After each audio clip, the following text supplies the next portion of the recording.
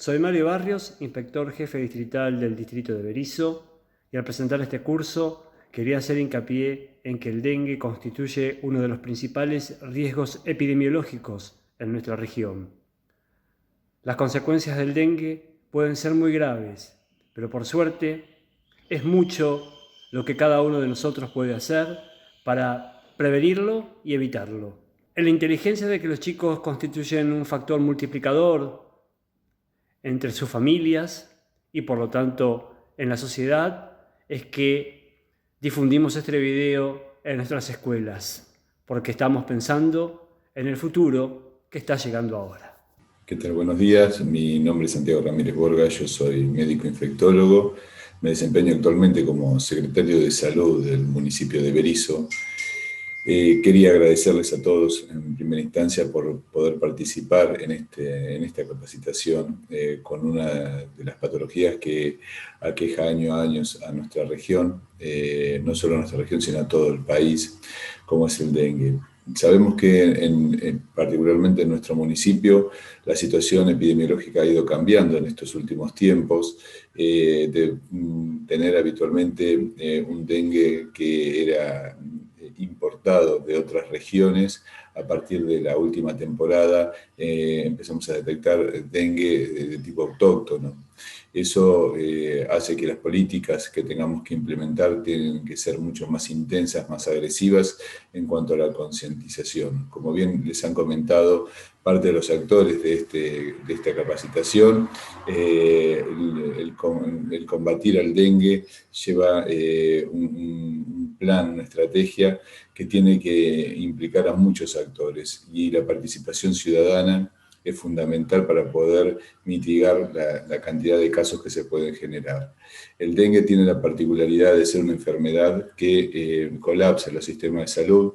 Estamos aprendiendo a lo largo de este año cómo tenemos que hacer para evitar que un sistema de salud pueda colapsar por una enfermedad infecciosa como es el coronavirus. El dengue puede generar algo similar a nivel local cuando, por su particularidad epidemiológica, se disemina rápidamente a través del vector del mosquito y genera multiplicidad de casos, muchísimos casos en poco tiempo. Así que la participación de ciudadana, la participación del vecino en mitigar, como decíamos, este flagelo es fundamental, principalmente ayudando a evitar que el vector, el mosquito, la Aedes aegypti, se instale en el domicilio. Así que celebro que puedan los docentes darnos un fuerte apoyo en todo esto para poder combatir este flagelo, como bien decíamos, y esperamos que realmente sea una capacitación que sea útil para todos ustedes. Muchísimas gracias. Hola, buen día. Soy Graciela Marcovi, directora asociada de Región Sanitaria 11. Les queremos dar la bienvenida a este encuentro virtual sobre la capacitación y actualización en dengue, orientado a docentes de los distintos niveles de formación de la ciudad de Berisso, junto con la Secretaría de Salud de Berisso. Esta va a ser una actividad virtual, como ya dijimos, que la van a poder ver en el canal YouTube de Región, y que lo que busca es fortalecer la capacitación sobre todo lo vinculado con el tema Aedes, por lo cual van a ver también la participación de dos profesionales vinculados con el tema, uno el doctor Eduardo Fortunato, que va a hablar de datos epidemiológicos y las características clínicas del dengue en sus distintas formas, y por la licenciada Paula Chiodo, de la Secretaría de Salud de Berisso, que también va a explicar las características del ciclo vital de la Aedes aegypti. Lo que esperamos es que en el marco de esta capacitación todos puedan adquirir las herramientas, que después también van a participar comunicadores de las dos instituciones, tanto de Región Sanitaria como de la Secretaría de Salud de Berisso, sobre cómo transmitir, cómo fortalecer y cómo mejorar la transmisión hacia las distintas grupos poblacionales sobre estas características del curso. Y bueno, lo que esperamos de cada uno de ustedes como trabajo práctico es que suban, que compartan videos caseros sobre las actividades de los distintos niños, niñas y adolescentes a la hora de multiplicar la información y actuar ellos mismos como promotores en este tema. Así que bueno, esperamos también que compartan con nosotros esta innovación en este tema en particular, y estamos a la espera de todo lo que podamos compartir. Buenos días a todos y todas.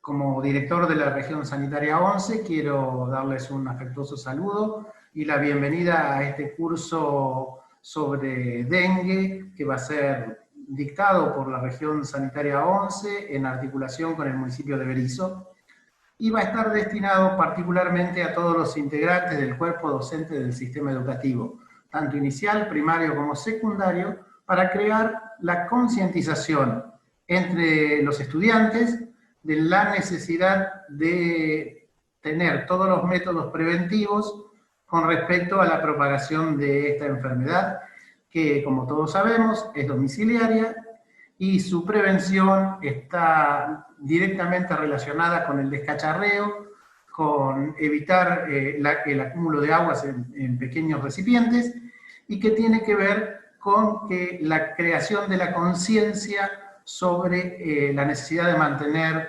limpios, descacharrados y todos los recipientes de agua renovada permanentemente. Y creemos, y estamos convencidos que son los niños, niñas y adolescentes quienes mejor van a transmitir en su casa esta necesidad, y por eso es que lo hacemos a través del sistema educativo actual. Creemos que esta es una iniciativa que, si bien hoy arranca en Berisso, tenemos nosotros la esperanza de que podamos replicarla en todos los municipios de la región sanitaria 11. Buenos días a todos y bueno, vamos adelante con esta iniciativa.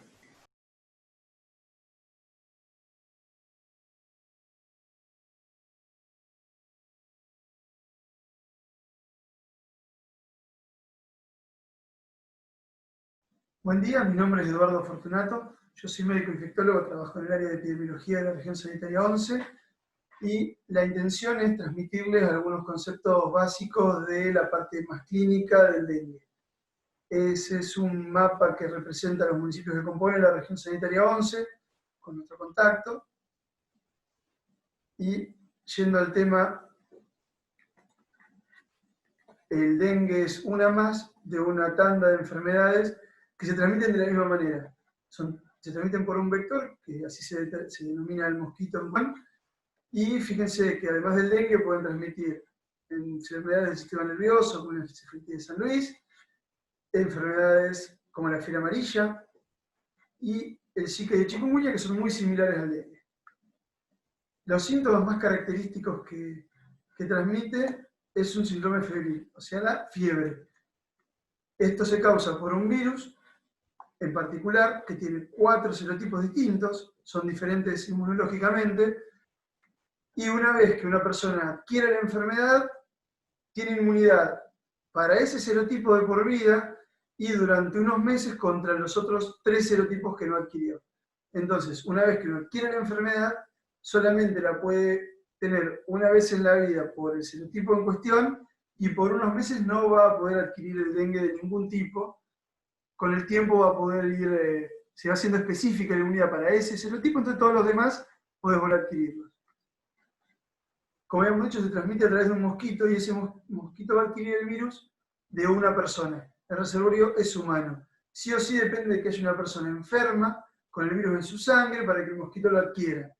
Una vez que el mosquito adquiere la enfermedad, va a tener un periodo de incubación dentro del mosquito y después un periodo de incubación dentro de la persona. Ese periodo de incubación en la persona es entre 5 a 7 días. Una vez que te pica el mosquito, tardas alrededor de una semana en adquirir la enfermedad, en mostrar la enfermedad, hasta 2 semanas como periodo máximo, y en general se va a manifestar como un cuadro febril con la complejidad de un aumento de lo que se llama la permeabilidad vascular. Los vasos sanguíneos tienen una estructura que permite que lo que vaya adentro sea sangre y lo que va por afuera no. Eso se altera de manera que escapa el líquido del vaso sanguíneo y eso va a producir las manifestaciones clínicas más graves.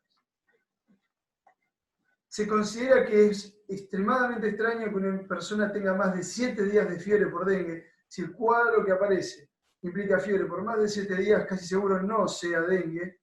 Y se suele acompañar de dolor de cabeza, un dolor muy particular que se lo refieren como atrás de los ojos, dolores musculares o articulares. Se pueden brotar, hay un porcentaje de la población que se brota parecido a las enfermedades clásicas de la infancia, y las formas más graves van a poder tener hemorragias o síntomas digestivos. Son en general más característicos de las formas más graves, aunque lo hemos visto variadamente. Pero como concepto bien puntual, tiene fiebre de menos de una semana y es muy común el dolor, la molestia, que dura como los huesos. Es una molestia muy, muy marcada con una pérdida importante de la energía, se siente cansada las personas. Obviamente es importante que haya estado en un lugar con enfermedad. Nosotros el verano que pasó, hemos tenido casos en municipios varios de la región sanitaria, entonces es esperable que haya casos originarios en nuestra región. Entonces, ¿cómo se confirma esto? Con un análisis de sangre, que a veces no se necesita uno, sino dos, porque la primera muestra es temprana y no detectamos el componente inmunológico, que buscamos dos cosas, buscamos el virus y buscamos la respuesta inmune de la persona. La respuesta inmune tarda 5 o 6 días en aparecer.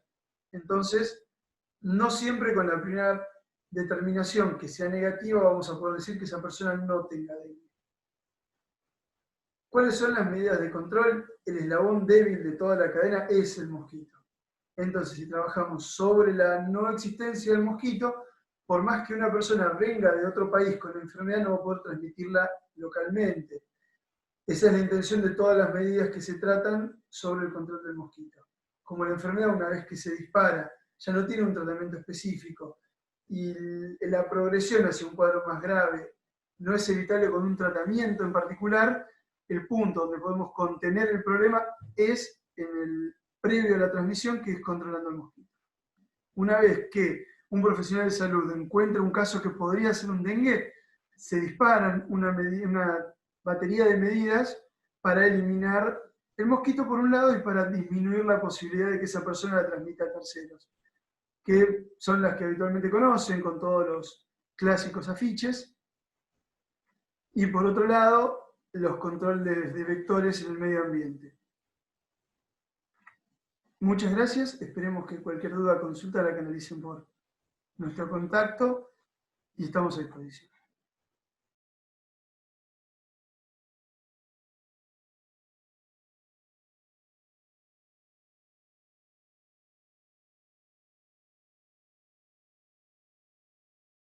Buenos días, mi nombre es Paula Chiodo, pertenezco a la Secretaría de Salud de la Municipalidad de Berisso y hoy les voy a comentar sobre la biología del mosquito transmisor de dengue.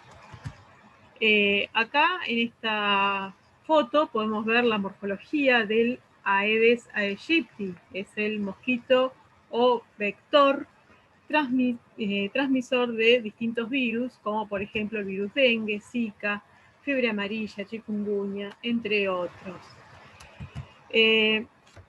¿Cómo se transmiten estos virus a través de este mosquito? Es a través de la picadura. Las hembras son hematófagas, o sea, necesitan consumir sangre para poder desarrollar sus huevos y así producir la ovipostura, o sea, colocar los huevos. Entonces, con este proceso, la hembra busca picar a una persona y obtener la sangre. En este momento, si el mosquito no está infectado y la persona está infectada, cuando él succione sangre, como podemos ver aquí, succiona sangre para alimentarse, junto con su saliva va a inocular los virus, en este caso del dengue, que es el tema que nos compete hoy. Entonces, de esta manera, este mosquito infectado va a seguir, esta hembra sigue picando varias veces para alimentarse, y de esta manera va infectando a personas sanas. En la naturaleza tenemos dos ciclos, el ciclo enzótico y el ciclo epidémico o urbano. El ciclo enzótico se da en las zonas selváticas como reservorio de estos virus. También están implicados en la secuencia el Aedes aegypti y los monos que vendrían a ser el reservorio. Pero lo que a nosotros nos importa es el ciclo urbano, el que produce las epidemias.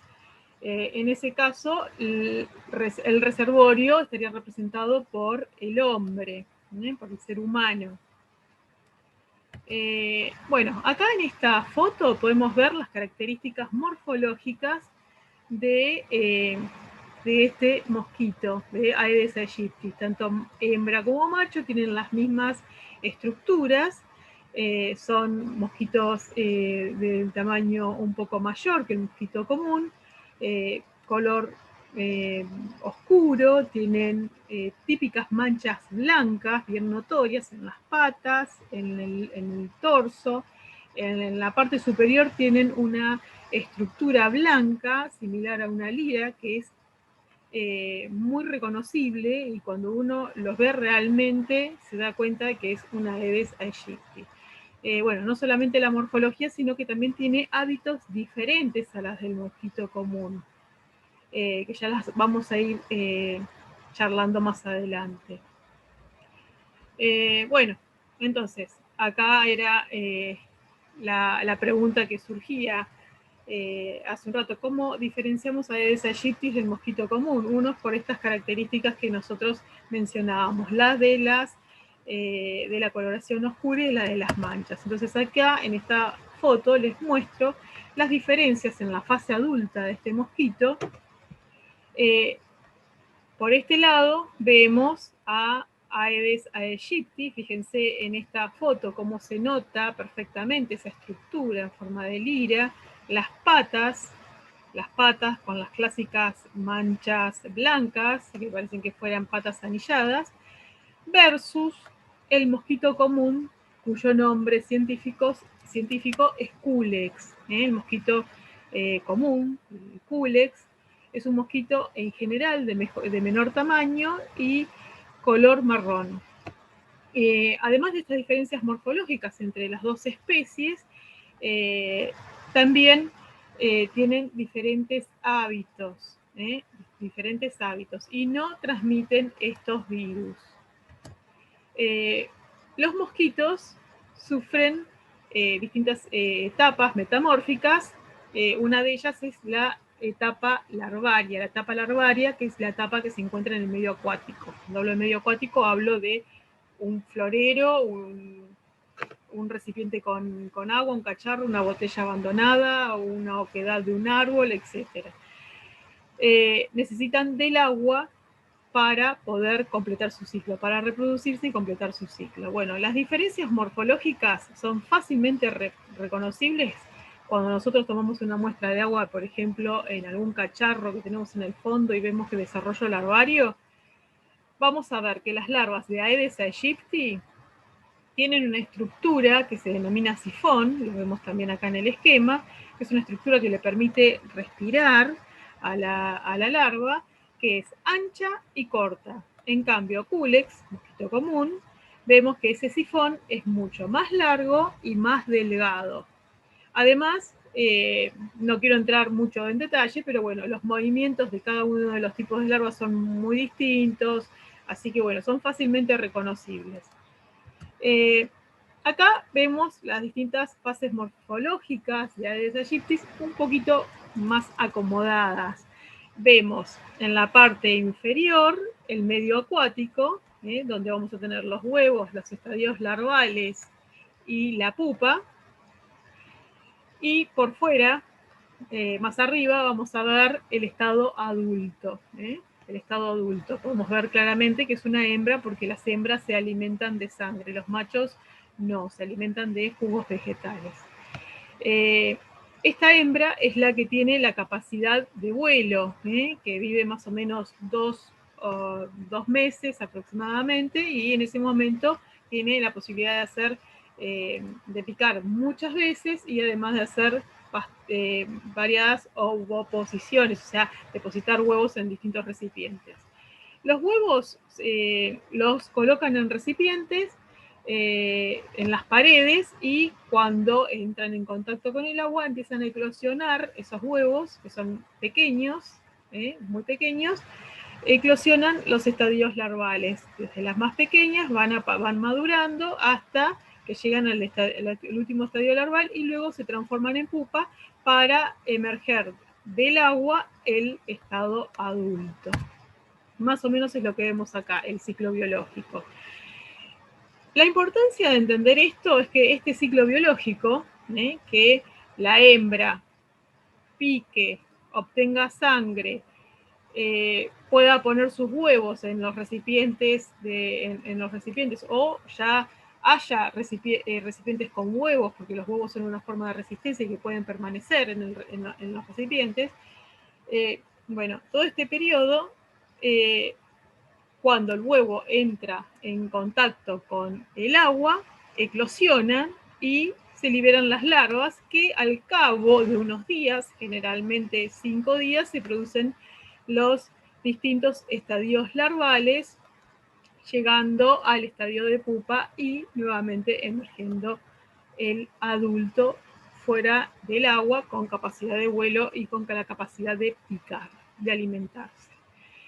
Tengamos en cuenta que este ciclo, a pesar de que depende de las condiciones ambientales, temperatura y disponibilidad del agua, dura aproximadamente una semana. Puede acortarse ese periodo o puede alargarse hasta unos 10 días aproximadamente. Bueno, ahora hablemos de el adulto, la hembra, que es la que nos interesa. Como ya dijimos, es una especie que se ha urbanizado, tiene hábitos domiciliarios. En algunos casos, cuando las condiciones no son tan favorables, puede encontrarse en ámbitos periurbanos, pero generalmente lo vamos a encontrar en el domicilio o en los alrededores. ¿Por qué? Porque allí va a tener todo lo que necesita: sitios de cría y fuente de alimento, o sea, va a tener recipientes, como podemos ver acá, neumáticos abandonados, macetas con platos, bebederos de animales, etcétera, donde puede reproducirse y puede picar a las personas. Generalmente no se mueve más allá de unos 50 metros. En el caso que las condiciones sean más desfavorables, porque no tenga criaderos, por ejemplo, puede desplazarse a mayor distancia, por ejemplo, 200 a 400 metros, y en algunos casos se ha descrito que pueden llegar a volar mayores distancias con el objetivo de buscar un sitio para poner sus huevos. Bueno, acá hay una cosa que me pareció importante charlarla, que son los sitios de reposo de las hembras adultas. ¿Qué significa esto? En nuestra casa, ¿cuáles van a ser los lugares donde vamos a encontrar las hembras adultas que representan un peligro para nosotros, para transmitirle la enfermedad a nosotros y transmitirla a nuestros convivientes? Bueno, en el interior de la vivienda es un mosquito que tiene hábitos generalmente diurnos. Se encuentra el adulto activo en las primeras horas de la mañana y a la tardecita, ya cuando baja el sol, y tiene preferencia por el interior de la vivienda. Suelen esconderse detrás de las cortinas, en los baños, en los dormitorios, atrás de las toallas, de la ropa, en las alacenas. Y, por ejemplo, cuando se encuentran en el exterior, tratan de buscar paredes frescas, jardines, pastos, plantas, aquellos lugares, digamos, que le otorguen cierta protección a la temperatura y a la luz. Bueno, Hablemos ahora cuáles son los sitios de ovoposición o de cría, o sea, cuáles van a ser los lugares que la hembra va a buscar para colocar sus huevos. Los sitios de cría fundamentalmente son artificiales, urbanos y o domésticos, pero podemos hacer una breve clasificación en naturales y artificiales. Los naturales, por ejemplo, son las oquedades de roca, pequeños agujeritos con que acumulen un poquito de agua. Ya la hembra puede depositar unos huevos en ese sitio y desarrollar los estadios larvales y el adulto, si ese periodo transcurre aproximadamente unos 7-10 días. Entonces dijimos, sitios de crías naturales, oquedades de roca o huecos de árboles. Los huecos de árboles, fíjense en casas, en el barrio donde tenemos muchos árboles y los huecos suelen ser lugares donde se acumula agua, sobre todo después de un periodo lluvioso. Plantas, charcos, en todos esos lugares puede haber criaderos naturales de Aedes aegypti. Después tenemos los criaderos artificiales que son los que en volumen producen, facilitan, mejor dicho, la proliferación de estos mosquitos, y dentro de estos sitios artificiales tenemos, por ejemplo, floreros, bebederos de animales, tanques de agua de la propia casa que no tiene la tapa, o tanques que utilizamos para almacenar agua, piletas en desuso, cacharros en desuso, baldes, aunque sean baldes rotos, por más que haya un poquitito de agua, la hembra puede depositar sus huevos y desarrollar los estadios larvales y el mosquito. Botellas que pueden almacenar aguas, neumáticos, etc. Generalmente la hembra lo que busca, la hembra de esta especie, busca recipientes oscuros con aguas tranquilas y limpias, bajas en materia orgánica, en general, ¿no?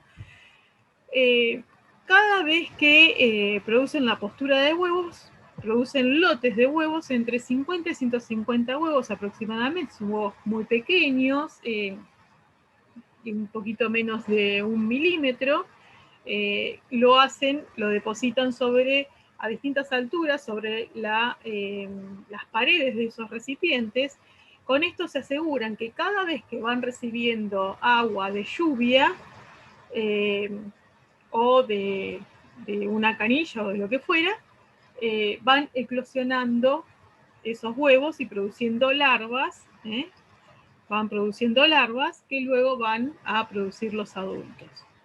Entonces, muchas veces nos hacemos estas preguntas: floreros, platos para macetas, ¿son verdaderos sitios de cría? Bueno, eso no quiere decir que tengamos que sacar todos los floreros y todos los platos para las macetas, etcétera, sino que tenemos que tener en cuenta, o los bebederos de las mascotas, tenemos que tener en cuenta de que el agua no puede permanecer más de 5 días o una semana, ¿no? Dependiendo de la época del año en la que estemos. Entonces, no tenemos que darle el tiempo suficiente para que las larvas desarrollen y lleguen hasta completar su ciclo y obtengamos el adulto. Bueno, acá podemos ver en las fotos, en las distintas fotos, lugares de cría, que son súper comunes en las viviendas, lugares de cría de estos mosquitos. Fíjense, viven entre las plantas, los adultos, como decíamos, estos tanques de agua, que a veces muchas personas tienen estos tanques para almacenar agua, piletas que no se cuidan durante el año, que se abandonan, y son enormes criaderos de mosquitos, de larvas, de Aedes y de las otras especies. Este no sería el lugar clásico para Aedes cuando el agua está tan sucia, pero puede llegar a haber. Entonces, lo recomendable en este caso sería la utilización del herbicida o la limpieza de la pileta. Fíjense, estos floreritos tan lindos que nosotros solemos colocar las plantas, si no limpiamos estos recipientes por lo menos cada 2 días y cepillamos, limpiamos con una esponjita las paredes de estos recipientes, vamos a facilitar el desarrollo de las larvas, como vemos aquí abajo. Bueno, acá otra cuestión que le quería mostrar es, por ejemplo, estos baldes llenos de residuos y de cosas que a veces uno comienza con la limpieza y el descacharreo de la casa y no del jardín y no termina y quedan algunas cosas así. Bueno, estos elementos son muy propicios para el desarrollo de las larvas. Y fíjense, pequeños recipientes, ya sea una tapita de gaseosa, puede llegar a ser un sitio de cría de mosquitos. Entonces, la pregunta que nos surge, ¿no? Sabiendo de que existe tanta cantidad de lugares de cría de estos mosquitos y el mosquito está instalado, este mosquito Aedes aegypti está en nuestra ciudad y en toda nuestra región, y hay tantas posibilidades para que el mosquito se críe, y sabiendo que este mosquito transmite el virus del dengue, la pregunta es, ¿hay tratamientos? ¿Hay vacunas? ¿Existe vacunas? No. La verdad es que hace años, muchos años, que se vienen desarrollando varias vacunas, pero hasta la actualidad no existe ninguna vacuna que sea eficaz. Entonces, ¿qué es lo más importante? ¿Cuál es la medida más eficaz o productiva en este caso? Es la prevención a nivel hogareño y comunitario, por medio del descacharreo y el ordenamiento del territorio, ¿no? La eliminación del criadero, de los criaderos o de los potenciales criaderos. O sea, no hay vacuna. ¿Cuál es la medida más eficaz para prevenir esta enfermedad? Es que cada uno, desde su hogar, mantenga el terreno y sus hogares limpios y eliminando todo posible sitio de cría del mosquito. Bueno, entonces habíamos dicho que la manera más eficaz para prevenir esta enfermedad sería entonces la de la eliminación de criaderos, y la otra sería a nivel individual, que ya ahora se están acercando los días calurosos, entonces comenzamos a ver la presencia de los mosquitos comunes, y ya van a empezar a aparecer los de la especie de Aedes aegypti. Entonces a nivel individual es importantísimo el uso de repelentes, de renovarlos cada 4 horas, la utilización de mosquiteros en las ventanas, en las cunas de bebés, si no tenemos, bueno, no hay mosquiteros, la utilización de tules en los cochecitos, en las cunas, el uso de espirales, etc.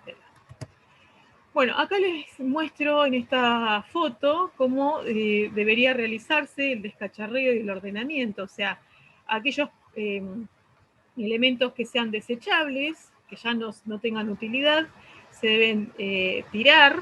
Por ejemplo, es muy frecuente que haya restos, juguetes rotos o juguetes que estén sanos, pero que a veces viene un periodo caluroso, lluvioso, y queda algún juguete en el fondo, y realmente son sitios de cría.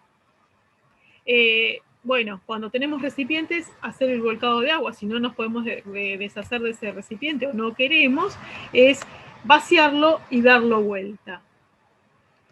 Otra cosa que les quería mostrar acá, fíjense, esto es esos elementos que se utilizan para colocar los platos y los vasos una vez que uno los lava. Suelen tener por debajo unas bandejitas, y si hay agua, esto permite el crecimiento de los mosquitos dentro de nuestra cocina, por ejemplo.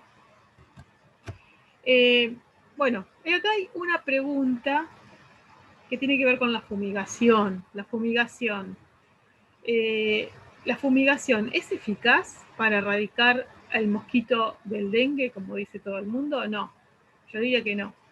¿Por qué? Porque ya estuvimos hablando sobre el ciclo de vida del mosquito, sabemos en dónde se reproduce, medio acuático, ese medio acuático que son medios que nosotros le proporcionamos en nuestros hogares. Entonces, vemos que la fumigación no es la medida más adecuada para erradicar a este mosquito que transmite el dengue, sino que es el ordenamiento territorial. Lo que sí es importante destacar que la fumigación es muy eficaz en la situación de control de foco. El control de foco, ¿cuándo se da? Cuando en un barrio, en una zona, se establece una persona con la sospecha de padecer dengue o está confirmado, rápidamente en esa manzana y en las manzanas de alrededor hay que recurrir a la fumigación, para eliminar todos los adultos que puedan estar en ese momento, todos los adultos de Aedes, listo para picar a otras personas. Entonces, recordemos los ítems más importantes, sería eliminar los criaderos. Los criaderos ya sabemos que hay naturales, hay artificiales, los tenemos dentro de nuestra casa, en el patio, hasta dentro de nuestra cocina, en el baño, en el florero. Cortar el pasto, medidas preventivas a nivel individual, el uso de repelentes, proteger a los más pequeños con tules, por ejemplo, o con los repelentes formulados para niños. Y bueno, recordar simplemente que el dengue es una enfermedad viral transmitida por Aedes aegypti y el trabajo es una cosa de todos. Todos tenemos que colaborar para evitar el crecimiento de este mosquito. Muchas gracias.